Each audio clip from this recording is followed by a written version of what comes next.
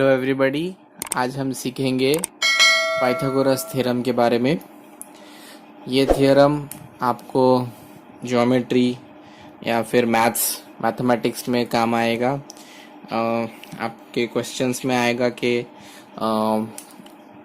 even given in a right angle triangle find length of the hypotenuse या फिर height of the hypotenuse और height of the triangle और base of the triangle given in any three A, B or C. You can also name X, Y and Z. इसमें जो सबसे लंबी line होती है, जो लॉन्गेस्ट लेंथ, वो होती है हाइपोटेनस। पाइथागोरस थ्योरम सिर्फ और सिर्फ राइट एंगल ट्रायंगल के लिए है। राइट एंगल ट्रायंगल यानी कि जिसमें 90 डिग्री का, ऐसा ट्रायंगल जिसमें 90 डिग्री एक एंगल हो, तो ऑटोमेटिकली बाकी के दोनों एंगल्स जो है तो एक्यूट एंगल आएंगे विच will be less than 90 degree. For example हमने ऐसा ये लिया है ए बी सी, इसमें सी हाइपोटेनस है, A is height and B is base. तो इसका फॉर्मूला क्या आएगा? A square plus B square equals to C square.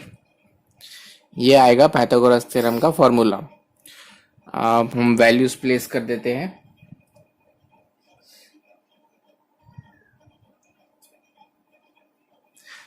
हमने ए की वैल्यू ली है 3 और बी की वैल्यू ली है 4, तो मतलब 3 square plus 4 square equals to C square.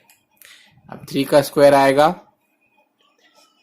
9 plus 16 which will be equals to C square.